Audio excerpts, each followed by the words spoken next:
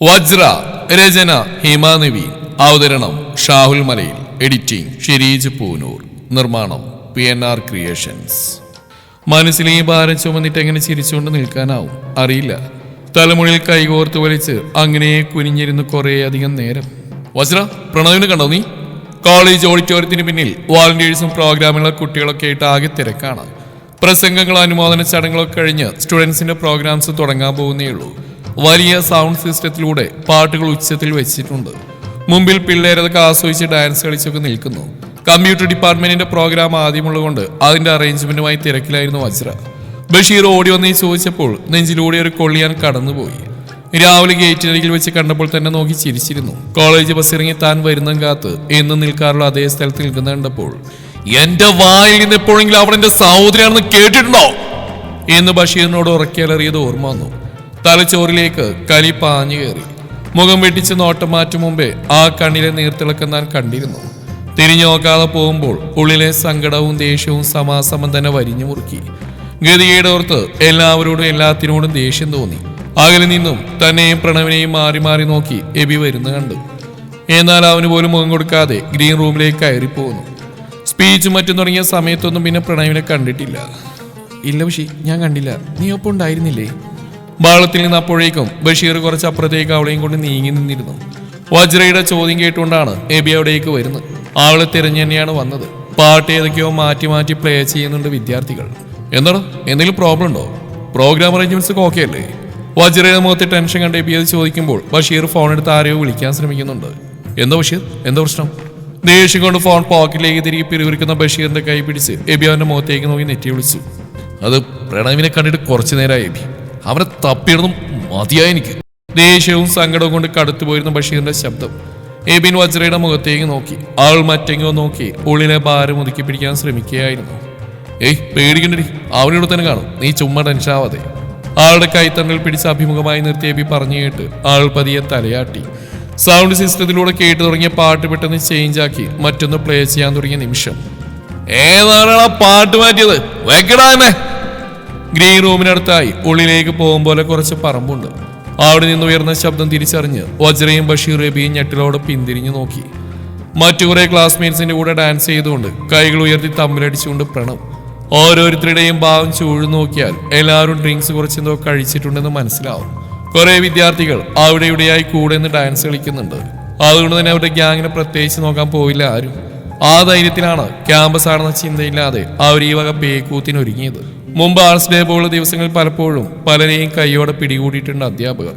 എന്നിട്ടും ലേശം പേടിയില്ലാതെ പിന്നെയും ആവർത്തിക്കുന്നവർ എത്ര പേർ. പക്ഷെ പ്രണവ് അവർക്കിടയിൽ വിയർത്തുപോയിരുന്ന മൂവരും. ഞെട്ടലോടെ ബഷീയുടെ കൈ പിടിച്ചെന്ന് പോയി വജ്ര. അപ്പോഴേക്കും പാട്ട് വീണ്ടും പ്ലേ ചെയ്തിരുന്നു. തന്നെ നോക്കി കൈകൾ നീട്ടി വരികൾക്കൊപ്പം അപ്പുറത്ത് നിന്നവൻ ചൂട് വെക്കുന്ന കണ്ട് അക്ഷരാർത്ഥത്തിൽ ഞെട്ടി വായുപൊത്തി നിന്നു പോയവൾ.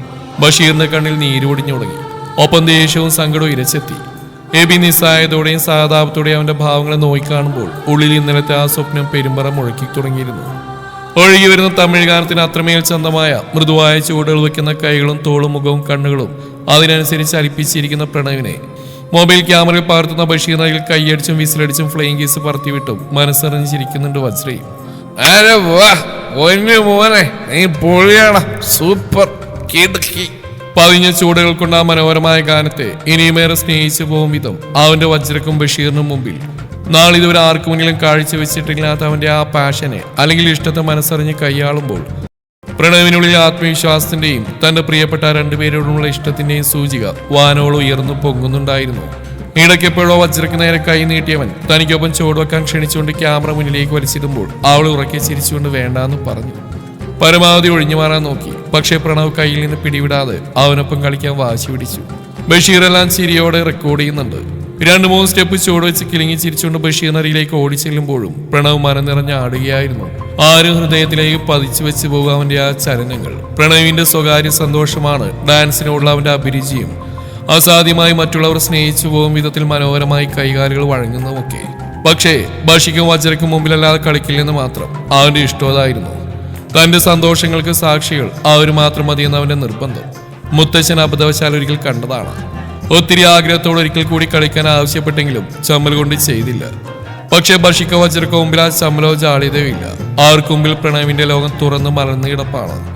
അലങ്കാരപ്പണികളില്ലാത്ത പൊടിപ്പോത്തൊങ്ങലുകളോ ഇല്ലാത്ത പച്ചയായ മനസ്സും വികാര വിചാരങ്ങളും ഒളിച്ചു വെക്കില്ലെന്ന് ബഷീറും വജ്രയും വിശ്വസിച്ചിരുന്ന അവനായി ജീവിക്കുന്ന ലോകം. പ്രണവ്, ഇത്തവണ നീ ഒരു എക്സ്ക്യൂസും പറയണ്ട കേട്ടോ. ആർട്സിലേക്ക് എന്തായാലും നിന്റെ ഒരു പെർഫോമൻസ് വേണം. ഫ്യൂഷനായിട്ടോ മറ്റൊരു അടിപൊളി ഐറ്റം. അല്ലെങ്കിൽ റിയാസിനേക്ക് അങ്ങനെ കൂട്ടി ഒരു ഗ്രൂപ്പ് പെർഫോമൻസ് ആയാലും മതി. എന്തായാലും നിന്റെ ഈ ടാലന്റ് നമുക്ക് കോളേജ് മൊത്തം അറിയിക്കണം. എന്ത് രസമാടാ, സോ ക്യൂട്ട്. ഡാൻസിനിടയിൽ വജ്ര പറഞ്ഞു കേട്ട് പ്രണവ് ചിരിയോടെ ചൂടുകൾ മതിയാക്കി അവർക്കരികിലേക്ക് വന്നിരുന്നു. സ്റ്റാൻഡിൽ നിന്നും ടർക്കി എടുത്ത് മുഖമൊക്കെ തുടക്കുന്നിടയിൽ ബഷീറിന്റെ കയ്യിലെ ഫോൺ വാങ്ങി നേരത്തെ അവൻ ഷൂട്ട് ചെയ്തതിലേക്ക് നോക്കി. നനുത്ത ചിരിയോടെ വജ്രയുടെ കയ്യിലേക്ക് തന്നെ വെച്ചു കൊടുത്തു. വേറെ എന്ത് വേണേലും പറഞ്ഞു, പക്ഷെ ഇതൊന്നു മാത്രം നടപ്പില്ല മോളെ. നിങ്ങളുടെ മുമ്പിലല്ല എന്നെങ്കിലും ആരും കാണില്ല. ഒത്തിരി സന്തോഷം വന്നാലും ഒത്തിരി സങ്കടം വന്നാലും മൈൻഡൊന്നും കൺട്രോൾ ചെയ്യാൻ വേണ്ടി ഡാൻസ് ചെയ്ത് തുടങ്ങിയത് എപ്പോഴാന്ന് ഓർമ്മയില്ല. പക്ഷെ നിങ്ങളെല്ലാം മറ്റാരെയും ഞാൻ കാണിച്ചില്ലല്ലോ. കാണണ്ട. എന്റെ സന്തോഷങ്ങളും സങ്കടങ്ങളും നിങ്ങൾ അറിഞ്ഞാൽ മതി. നിങ്ങളെ താണ്ടി മറ്റുള്ളവർക്ക് മുമ്പിൽ ഞാനിങ്ങനെ നിൽക്കുന്ന അന്ന് ഞാൻ എന്നെ തന്നെ മറന്നു എന്ന് വേണം കരുതാൻ. പ്രണവ് പാതി ചത്തു എന്ന് വേണം കരുതാൻ. കാരണം എന്റെ സങ്കടം കേൾക്കാൻ, സന്തോഷം കാണാൻ നിങ്ങളില്ലെന്ന് തോന്നുന്ന നിമിഷം ഞാൻ എന്നെ തന്നെ മറന്ന് ഭ്രാന്തി പിടിച്ച് എൻ്റെ ഉള്ളിൽ ചത്ത എന്നെ വലിച്ചെറിയുന്ന പരിസരം മറന്ന് ആടി തിമിർത്താവും. എന്നെനിക്ക് വേണ്ടടാ. അത് വെറും ശവമായിരിക്കും. എൻ്റെ പൊട്ടി ഒലിച്ച് ചീഞ്ഞളിഞ്ഞ എൻ്റെ ശവം. അത് പറയുന്ന നേരം അവന്റെ കൈവെള്ളക്കിടയിൽ വജ്രയുടെയും ബഷീറിന്റെയും കൈകളുണ്ടായിരുന്നു. ഇരുവരുടെയും കണ്ണ് നിറഞ്ഞു തുളുമ്പിയതിൽ രോഷങ്ങളെന്ന പരിഭവവും സങ്കടവും തിങ്ങി നിറഞ്ഞു കാണേ കൺചിമ്മി മൂക്കി വിളിച്ച് സോറി എന്ന് ചുണ്ടനക്കവൻ ചിരിച്ചുകൊണ്ട് രണ്ടുപേരുടെയും നെറ്റിൽ നെറ്റിമുട്ടിച്ചകുന്നു. ഞങ്ങളില്ല പിന്നെ നിന്നെ കേൾക്കാവിന്നെ നിന്റെ കണ്ണു തുറക്കാൻ ഇന്നവരെ ഓടിയെത്തി ആരടാ പറയടാ. ബഷീർ അവന്റെ കവിളത്ത് അത്ര ശക്തിയല്ല പിടിച്ച് തള്ളിയ നേരത്ത് തുടയിൽ വജ്ര കടുപ്പത്തിൽ തന്നെ ആഞ്ഞടിച്ചിരുന്നു. നൊന്തു വേണേ. തുടയിൽ ഒഴിഞ്ഞുകൊണ്ട് അവളുടെ കണ്ണുനീർ തുടച്ചു കൊടുക്കുമ്പോൾ ചിരിക്കുന്നുണ്ടായിരുന്നു പ്രണവ്. എന്നെ തലയിട്ട് നീ കരയുന്നു. ഈ പെണ്ണ്. ആളുടെ കവളിൽ പിടിച്ചു വലിച്ച് ബഷീറിന്റെ തോളിലേക്ക് ചാഞ്ഞുകൊണ്ട് ആളെ നോക്കി ചിരിയോടെ അങ്ങനെ കിടന്നു. വജ്രയുടെ ദേഷ്യവും സങ്കടവും മാറും വരെ പുറത്തും തോളിൽ അവൾ അടിച്ചുകൊണ്ടേയിരുന്നു. ബഷീർ അവനെ സഹായിക്കാനെന്നവരെ ചിരിയോടെ അവളുടെ കൈ പിടിച്ചതും തട്ടി മാറ്റുന്നതിനിടെ നന്നായി വേദനിച്ച് അയ്യോ എന്നവൾ അലറിയതേ ഓർമ്മയുള്ളൂ. ബഷീറിന്റെ നടുമ്പുറത്ത് പ്രണവിന്റെ കൈ വധിച്ചിരുന്നു. കൂടെ ഒരു ഗർജനവും. അതിനെ വേദനിപ്പിക്കുന്നതോടെ പന്നി. കൈയേന്തി പുറത്തിടുന്നതിനിടെ ബഷീർ കണ്ണുറുക്കി നോക്കി. പ്രണവിന് വജ്രക്കും ചിരി വന്നിരുന്നു. അവന്റെ തോളിലേക്ക് ചാഞ്ഞ് ചിരി അടക്കാനാവാതെ ബഷീറിനെ ചുണ്ടുകൂട്ടി കോക്കി കാണിച്ച അവളെ അരുമയായി തലയിൽ തഴുകി കുസൃതി ചിരിയോടെ ബഷീറിന്റെ കവളിൽ ചുണ്ടു ചേർത്ത് പ്രണവ് കൺചിമ്മി കാണിച്ചു. നേരത്തെ പരിഭവത്തോടെ മുഖം വെട്ടി തിരിച്ച ബഷീർ മനസ്സിലെന്തോ ഓർത്തു വെച്ച് പ്രണവിന് നേരെ മുഖം തിരിച്ച് നന്നായി നിളിച്ച് കാണിച്ചു. സംശയത്തോടെ പ്രണവ് നെറ്റി വിളിച്ച് തുടങ്ങും മുമ്പേ വജ്രയുടെ കൈത്തണ്ടയിൽ നല്ലൊരു അടി കൊടുത്തിട്ട് ഓടിപ്പോകുന്ന നേരത്ത് ഡായ നലറി വിളിച്ച് അടുത്തിരുന്ന മിനറൽ വാട്ടർ കുപ്പിയെടുത്ത് ബഷീറിന് എറിഞ്ഞിരുന്ന പ്രണവ് കൃത്യമായിട്ട് അത് അവന്റെ പുറത്ത് കെട്ടി. ആ നിലവിളി അതിന് പിറകിൽ വരുന്ന ചിരികളും ആ ദിവസവും ഓർമ്മകളിൽ നിന്ന് മിന്നൽ പിണറുകളായി ഹൃദയത്തിലേക്ക് പാഞ്ഞെത്തി വന്ന നിമിഷം വജ്രയും ബഷീറും വർത്തമാനത്തിലേക്ക് ഉണർന്നു. കണ്ണു നിറച്ചുകൊണ്ട് ഇരുവരും പരസ്പരവും നോക്കി. അവിടെ തൊട്ട് മുമ്പിൽ ആ ഗ്യാങ്ങിന് നടുവിൽ പരിസരം മറന്ന് ആ പാട്ടിന്റെ വരികൾക്കൊപ്പം അഭിനയിച്ച് കളിക്കുന്നുണ്ട് അവൻ. എബിയുടെ മനസ്സ് കൊടുങ്കാറ്റിൽ അകപ്പെട്ട പോലെ ആടി ഉലയുകയാണ്. പ്രണവ് അവൻ മദ്യത്തിന്റെ രുചി അറിഞ്ഞിരിക്കുന്നു. സ്വന്തം മനസ്സിനോട് കലയിക്കുന്ന അത്രയും ആ വരികളിലൂടെ പറയുകയാണവൻ.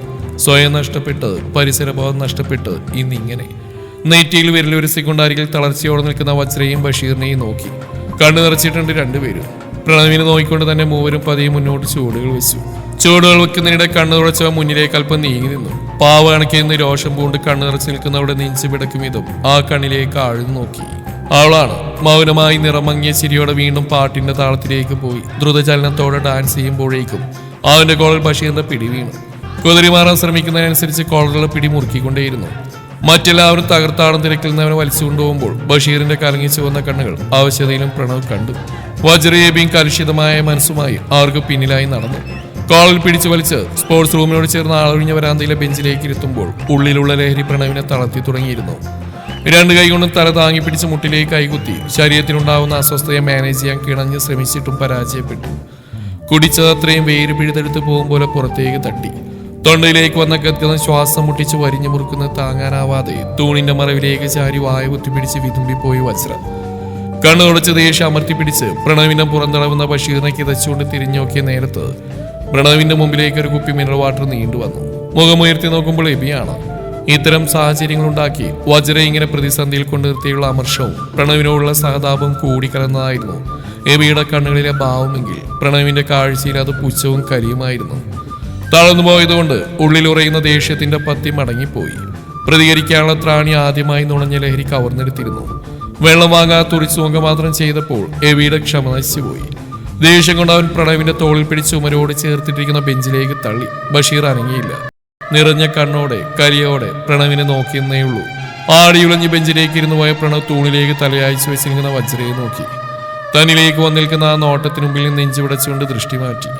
തലയിലൂടെ വെള്ളം കുതിച്ച് താഴേക്ക് കുലിച്ച് വീഴുമ്പോൾ നിസ്സംഗതയോടെ എബിയെ നോക്കി. ഒരു നിമിഷം താൻ എബിയായി ജനിച്ചിരുന്നെങ്കിലെന്ന് ആശിച്ചുപോയി.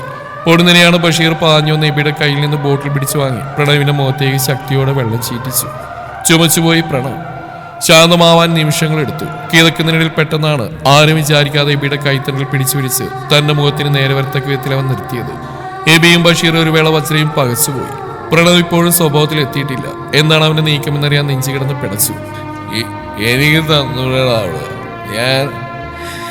എനിക്ക് ഇവിടെ ഇല്ലാതെ കണ്ണ് നിറക്കാതെ ജീവനെ പോലെ നോക്കാൻ തിരിച്ചാടാ എനിക്കിവിടെ.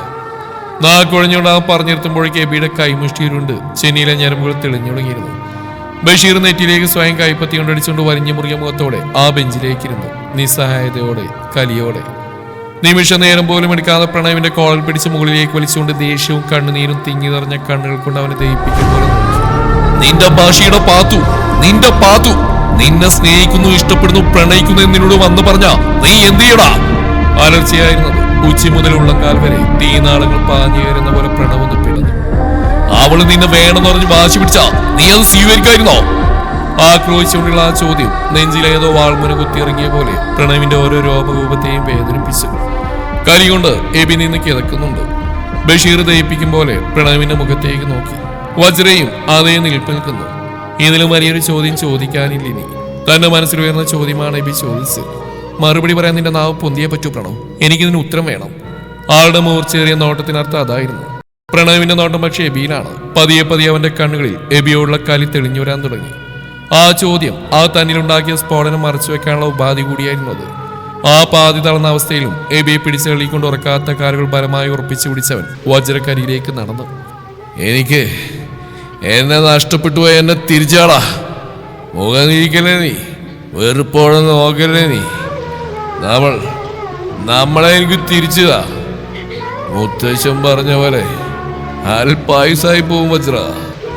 അത്രയും പറഞ്ഞിരുന്ന അവളുടെ കൈ ബലമായി പിടിച്ച് നെഞ്ചിലേക്ക് വെച്ചുകൊണ്ട് അവളുടെ കാൽ കീഴിലേക്ക് അവൻ കുഴഞ്ഞു വീണു.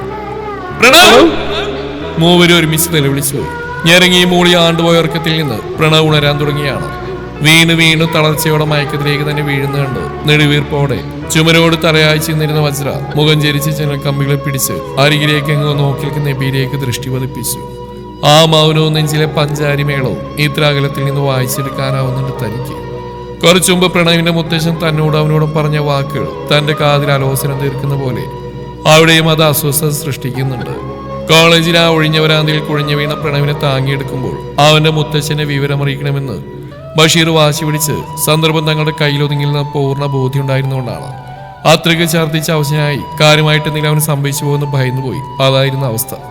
എബിയും ബഷീറും പ്രണവിനെ താങ്ങിക്കൊണ്ട് ചെന്ന് ബെഞ്ചിലേക്ക് ഇരുത്തിയ നേരത്ത് വെറുക്കല്ലേടി എനിക്ക് നമ്മളെ തിരിച്ചു എന്നൊക്കെ നേരിയ ശ്വാസം വലിച്ചെടുത്ത് പുലമ്പുന്നുണ്ടായിരുന്നവൻ. ഹൃദയഭാരമേറിയ തനിക്ക് മാത്രമായിരുന്നില്ല, എബിയുടെയും ബഷീറിന്റെയും മുഖം ചോരമയമില്ലാതെ വിളറിയത് കണ്ടിരുന്നതാണ്. 5 മിനിറ്റുകളിൽ മുത്തശ്ശൻ കാറുമായിട്ടെത്തി. ആരെയും അറിയിക്കാതെ ഫാമിലി ഡോക്ടറുടെ ഗസ്റ്റ് ഹൗസിലേക്ക് കൊണ്ടുപോകുമ്പോൾ പുറത്തു നിന്നെന്തോ കഴിച്ച് വയ്യാതായതാണെന്ന് കള്ളം പറഞ്ഞ് പ്രിൻസിയുടെ അനുവാദം വാങ്ങി താനും ബഷീറും കൂടെ കയറുമ്പോൾ എബിയും വരണമെന്ന് പറഞ്ഞ മുത്തശ്ശൻ തന്നെയാണ്. മറ്റൊന്നും ആലോചിക്കാതെ ഇങ്ങോട്ട് പാഞ്ഞെത്തി. പ്രാണൻ പോകും പോലെ വഴിനീളം ഛർദ്ദിക്കുകയായിരുന്നവൻ. ഡോക്ടർ എത്തി ഇഞ്ചക്ട് ചെയ്ത ശേഷമാണ് ഛർദ്ദി നിലച്ച്. ട്രിപ്പിട്ട് കിടത്തിയവരെ അസ്വസ്ഥ കൊണ്ട് അവൻ ഞെളിവിരി കൊണ്ടിരുന്നു. കഴിച്ച മദ്യത്തോടൊപ്പം എന്തോ ഭക്ഷണവും ചേർന്നിട്ടുണ്ട്. വയറിൽ ഇനി അതിന്റെ ഒരു അംശം പോലും ഇല്ലാതെ ഛർദ്ദിച്ച് കളഞ്ഞിട്ടുണ്ടെന്ന് ബോധ്യപ്പെട്ടപ്പോൾ ട്രിപ്പിട്ട് കിടത്തിയിരിക്കുകയാണ്. അവൻ തളർന്നുലഞ്ഞു പോയിരിക്കുന്നു. ചങ്കിലൊരു തീക്കല്ലെടുത്തു വെച്ച പോലെയുണ്ട്. എന്തിനു വേണ്ടിയാണ് പ്രണവ് ഇങ്ങനെ ഒരു അഗ്നിശൈലിയിലേക്ക് നീ എന്നെ പിടിച്ചിട്ടത്? പൊള്ളിയടന്ന് ജീവൻ നിൽക്കുന്ന കാണാൻ വേണ്ടിയാണോ? എന്നാൽ ഒന്നേ പറയൂ വജ്രം, എബിക്ക് എൻ്റെ മനസ്സിലുള്ള സ്ഥാനത്ത് മറ്റൊരാളുണ്ടാവില്ല. ഞാൻ എരിഞ്ഞു തീരുമ്പോൾ എന്നോടൊപ്പം അവനൊരുങ്ങുന്നുണ്ട്. ആ കണ്ണിൽ എന്നുള്ള സ്നേഹത്തെ നീ കാണാൻ ശ്രമിക്കില്ലെന്ന് കച്ച കിട്ടിയാൽ പിന്നെ നീ സായായി നിൽക്കാനുള്ള എനിക്ക് എന്തിനു കഴിയും? കണ്ണു തുറന്നത് കാണു പ്രണവ്. എൻ്റെ എബി, അവൻ്റെ ഉള്ളിൽ നിറയെ ഞാനാ. എന്നോടുള്ള സ്നേഹം ചതിക്കാനാവില്ലവന്. ഇന്നവളെ നീ അപമാനിച്ചിട്ടു.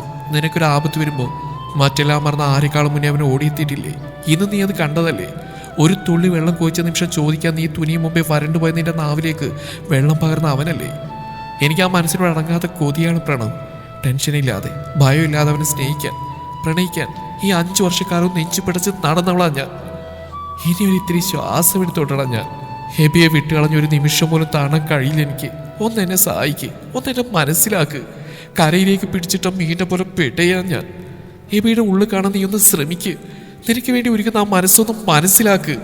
ഉറങ്ങിക്കിടക്കുന്നവനരികിൽ നിന്ന് മുത്തച്ഛനോട് ഡോക്ടർ മരുന്നിനെ പറ്റിയും മറ്റു കാര്യങ്ങളും സംസാരിക്കുന്ന സമയത്ത് മൗനമായി അവനോട് അലറുകയായിരുന്നു വജ്രയുടെ മനസ്സ്. ബഷീർ ഹെബി നിശബ്ദരായി റൂമിന്റെ ഓരോ കോണിലും നിൽക്കുന്നുണ്ട്. തന്റെ കണ്ണ് കലങ്ങി ചുവന്ന പോലെ കണ്ണുനീർ പിടിച്ചു കെട്ടി വിങ്ങിയിട്ടുണ്ട് ബഷീറിന്റെ കണ്ണുകളും എന്ന് കണ്ട് ചങ്ക് കലങ്ങുന്നുണ്ട്. ഹെബിയാണെങ്കിൽ ആത്മസംഘർഷം അടക്കി പിടിച്ച് മുഖത്തെ പരിഭ്രം മറയ്ക്കാനാവാതെ മറ്റെങ്ങോ നോക്കി നിൽക്കുന്നു. തന്നിലേക്ക് അടിക്കടി എത്തി നിൽക്കുന്ന ആ കണ്ണുകളോട് എന്നെ ഒറ്റക്കാക്കി പോയല്ലേ എന്ന് നിശബ്ദമായി കേഴുമ്പോൾ ജീവനോടെ ഉണ്ടെങ്കിൽ നിന്നെ ഒരു സങ്കടക്കടലിൽ അലയാൻ വിട്ട് മാറി നിൽക്കുമോ എന്ന് എപ്പോഴും ചോദിക്കാറുള്ള ചോദ്യം ആ നോട്ടത്തിൽ നിന്ന് വായിച്ചെടുത്തു. പ്രണവിന്റെ കരുതലിൽ അത്രനാൾ തന്നിൽ നിറച്ചിരുന്ന പോസിറ്റീവ് എനർജി ഭയത്തിന്റെ സമ്മർദ്ദത്തിന്റെ കാന്തമായി മാറിയത് ഉള്ളിലൊരു ചിത്തഭ്രമത്തിന് കോപ്പ് കൂട്ടിത്തരുമെന്നായപ്പോൾ ഉറക്കമൊഴിച്ച് വിശപ്പോ ദാഹമോ കണ്ടിൽ നിന്നടിച്ച് തന്റെ മനസ്സിന്റെ നിയന്ത്രണം ബാലൻസ് ചെയ്ത് പിടിച്ചതാണ് എബി. ആ കണ്ണുകളും അതിലെ ഭാവങ്ങളും നൽകുന്ന ശക്തി ഇപ്പൊ ശ്വാസവായു പോലെയാണ്. ബഷീർ മാത്രമേൽ ധൈര്യം പകർന്ന് കൂടെയുണ്ടെങ്കിൽ പോലും പ്രണവിന്റെ കാര്യത്തിൽ അവന്റെ മനസ്സും തന്നെ പോലെ തളർച്ചയിലാണ്. തള്ളാനോ കൊള്ളാനോ പറ്റാത്ത അവസ്ഥ. തുടരും ഈ കഥയുടെ ബാക്കി ഭാഗം നാളെ ഇതേ സമയം.